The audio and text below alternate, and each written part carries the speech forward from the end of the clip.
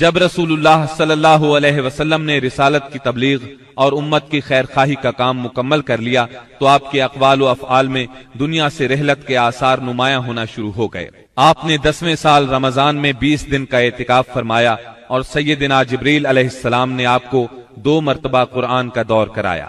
آپ نے اپنی صاحبزادی فاطمہ رضی اللہ عنہا سے فرمایا، میں سمجھتا ہوں میرا آخری وقت آ چکا ہے۔ سیدنا معاذ بن جبل رضی اللہ عنہ کو یمن کی طرف روانہ فرمایا تو انہیں وصیت فرمائی، اے معاذ، غالباً اس سال کے بعد تم مجھ سے ملاقات نہ کر سکو گے اور میری اس مسجد اور میری قبر کے پاس سے گزرو گے۔ یہ سن کر سیدنا معاذ بن جبل رضی اللہ عنہ رونے لگے۔ آپ نے حجۃ الوداع میں کئی بار کہا، غالباً میں تم لوگوں سے اپنے اس سال کے بعد نہ مل سکوں گا، غالباً اس سال کے بعد حج نہ کر سکوں گا۔ اسی طرح الیوم اکملت لکم دینکم اور اذا جاء نصر اللہ کا نزول اسی بات کا پیغام تھا کہ آپ دنیا میں اپنی مہم سے فارغ ہو چکے ہیں، اور اسی وجہ سے اس حج کا نام حجۃ الوداع رکھا گیا، کیونکہ آپ نے اپنے رب سبحانہ و تعالی کی طرف منتقل ہونے کے لیے لوگوں کو الوداع کہا۔ اوائل سفر 11 ہجری میں آپ احد تشریف لے گئے اور شہداء کے لیے اس طرح دعا کی گویا زندوں اور مردوں سے رخصت ہو رہے ہیں۔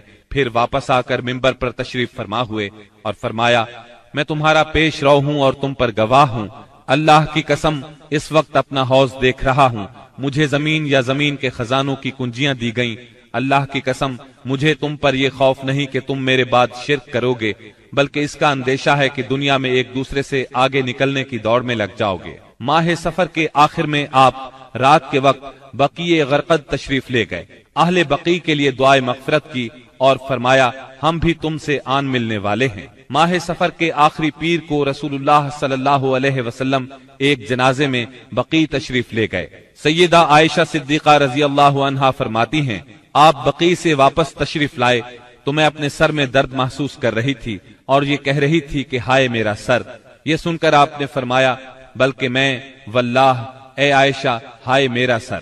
یہ آپ صلی اللہ علیہ وسلم کی بیماری کی ابتدا تھی، اس کے باوجود آپ باری باری سب بیویوں کے پاس دن گزارتے رہے، یہاں تک کہ مرض میں شدت آ گئی۔ اس وقت آپ سیدہ میمونہ رضی اللہ عنہا کے گھر میں تھے اور پوچھ رہے تھے، کل میں کہاں رہوں گا، میں کل کہاں رہوں گا؟ مطلب یہ تھا کہ مجھے سیدہ عائشہ رضی اللہ عنہا کے ہاں رہنے دیا جائے۔ چنانچہ ازواج مطہرات نے اجازت دے دی کہ آپ جہاں چاہیں رہیں۔ آپ سیدنا فضل بن عباس اور سیدنا علی رضی اللہ عنہما کے سہارے پاؤں زمین پر گھسیٹتے ہوئے نکلے اور سیدہ عائشہ صدیقہ رضی اللہ عنہا کے گھر منتقل ہو گئے۔ سیدہ عائشہ صدیقہ رضی اللہ عنہا فرماتی ہیں، جب آپ میرے گھر تشریف لائے اور بیماری نے زور پکڑا تو آپ نے فرمایا، مجھ پر 7 مشکیزیں پانی ڈالو جن کا بندھن نہ کھولا گیا ہو تاکہ میں لوگوں کو وصیت کر سکوں۔ چنانچہ ہم نے آپ کو سیدہ حفصہ رضی اللہ عنہا کے ایک لگن میں بٹھا کر مشکیزوں سے پانی ڈالا، یہاں تک کہ آپ نے ارشاد فرمایا، بس بس لوگوں تم نے کام پورا کر دیا۔ اس وقت آپ نے کچھ تخفیف محسوس کی اور مسجد میں تشریف لے گئے۔ سر پر پٹی بندھی ہوئی تھی، منبر پر فروکش ہوئے اور بیٹھ کر خطبہ دیا اور لوگوں کو وصیت فرمائی، تم سے پہلے جو لوگ تھے وہ اپنے انبیاء اور بزرگوں کی قبروں کو سجدہ بنا لیتے تھے، تم لوگ قبروں کو سجدہ نہ بنانا، میں تمہیں اس سے منع کرتا ہوں۔ اور فرمایا، یہود و نصارہ پر اللہ کی لعنت، انہوں نے اپنے انبیاء کی قبروں کو سجدہ بنایا۔ مزید فرمایا، تم لوگ میری قبر کو بت نہ بنانا کہ اس کی پوجا کی جائے۔ پھر آپ نے خود کو قصاص کے لیے پیش کیا، انصار کے متعلق خیر کی وصیت فرمائی۔ پھر فرمایا، ایک بندے کو اللہ نے اختیار دیا کہ وہ دنیا کی چمک دمک اور زیب و زینت میں سے جو چاہے لے لے، یا اللہ کے پاس جو کچھ ہے اس کو اختیار کرے، تو اس بندے نے اللہ کے پاس جو کچھ ہے اس کو اختیار کیا ہے۔ سیدنا ابو سعید خدری رضی اللہ عنہ فرماتے ہیں، یہ سن کر ابو بکر صدیق رضی اللہ عنہ رونے لگے اور فرمایا، ہم اپنے ماں باپ کے ساتھ آپ پر قربان۔ ابو سعید خدری رضی اللہ عنہ فرماتے ہیں، ابو بکر صدیق رضی اللہ عنہ کی اس بات پر ہمیں حیرت ہوئی، لیکن چند دن بعد معلوم ہوا کہ جس بندے کو اختیار دیا گیا تھا وہ خود رسول اللہ صلی اللہ علیہ وسلم تھے، اور ابو بکر ہم سب سے زیادہ صاحب علم تھے کہ بات کو اسی وقت سمجھ گئے تھے۔ اس کے بعد رسول اللہ صلی اللہ علیہ وسلم نے ابو بکر صدیق رضی اللہ عنہ کی تعریف کی اور ان کے دروازے کے سوا مسجد میں کھلنے والے تمام دروازے بند کرنے کا حکم فرمایا۔ اسی دن آپ نے وصیت کی کہ یہود و نصارہ اور مشرکین کو جزیرۃ العرب سے نکال دیا جائے اور وفد کو اسی طرح نوازا جائے جس طرح آپ نوازا کرتے ہیں۔ آپ نے نماز، غلاموں اور لونڈیوں کے بارے میں بھی وصیت فرمائی اور فرمایا، میں تم میں دو چیزیں چھوڑ رہا ہوں، جب تک ان دونوں کو مضبوطی سے تھامے رہو گے ہرگز گمراہ نہیں ہوگے، کتاب اللہ اور میری سنت۔ مرض کی شدت کے باوجود آپ نمازیں خود پڑھاتے رہے، لیکن اس دن یعنی جمعرات کو جب عشاء کا وقت ہوا تو آپ نے لگن میں غسل فرمایا تاکہ مرض میں کمی ہو جائے۔ اٹھنے لگے تو غشی طاری ہو گئی، پھر افاقہ ہوا تو دوبارہ غسل فرمایا، پھر اٹھنے لگے تو اس بار بھی غشی ہو گئی، تیسری بار غسل فرمایا، اٹھنے لگے تو پھر غشی طاری ہو گئی۔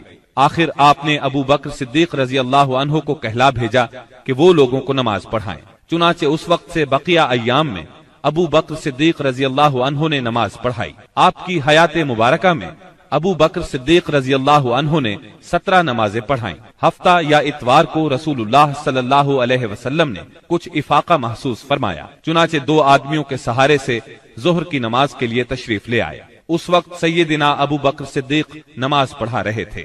آپ کی آمد کو محسوس کرتے ہی ابو بکر صدیق پیچھے ہٹے، لیکن آپ نے اشارے سے روک دیا اور پھر ابو بکر صدیق رضی اللہ عنہ کے پہلو میں بیٹھ کر نماز پڑھائی۔ اس نماز کی صورت یہ تھی کہ آپ کو دیکھ کر ابو بکر صدیق اور ابو بکر صدیق کو دیکھ کر دوسرے لوگ نماز کے ارکان ادا کرتے جاتے تھے۔ 12 ربیع الاول پیر کے دن حجرہ مبارک سے آپ نے پردہ اٹھا کر دیکھا تو صحابہ فجر کی نماز میں خشوع اور خضوع سے مشغول تھے۔ یہ منظر دیکھ کر آپ خوشی سے مسکرا دیے۔ مسلسل علالت کے باعث کمزوری بہت ہو گئی تھی۔ سیدہ عائشہ صدیقہ رضی اللہ عنہا کا سہارا لے کر لیٹ گئے۔ اسی روز یا اسی ہفتے میں کسی روز آپ نے سیدہ فاطمہ رضی اللہ عنہا کو بلایا اور کچھ سرگوشی کی، وہ سن کر رونے لگی، پھر کچھ سرگوشی کی تو وہ ہنسنے لگی۔ سیدہ عائشہ نے پوچھا تو چھپا گئیں، لیکن نبی صلی اللہ علیہ وسلم کی وفات کے بعد انہوں نے بتایا کہ پہلی مرتبہ آپ صلی اللہ علیہ وسلم نے فرمایا تھا کہ آپ اپنے اسی مرض سے وفات پا جائیں گے۔ یہ سن کر میں روئی۔ پھر آپ نے فرمایا کہ آپ کے اہل و عیال میں سب سے پہلے میں آپ سے ملوں گی، اس لیے میں ہنسی تھی، اور آپ نے انہیں یہ بشارت بھی دی تھی کہ آپ ساری خواتین جنت کی سردار ہیں۔ دن جیسے جیسے چڑھ رہا تھا آپ پر بار بار غشی طاری ہو رہی تھی۔ سیدہ فاطمہ رضی اللہ عنہا یہ دیکھ کر بولی، ہائے میرے باپ کی بے چینی۔ آپ نے ان کے الفاظ سنے تو فرمایا، آج کے بعد تمہارا باپ کبھی بے چین نہیں ہوگا۔ پھر آپ نے حسن اور حسین رضی اللہ عنہما کو چوما، ازواج مطہرات کو بلا کر وعظ و نصیحت فرمائی۔ ادھر لمحہ بلمحہ تکلیف بڑھتی جا رہی تھی اور اس زہر کا اثر بھی ظاہر ہونا شروع ہو گیا تھا۔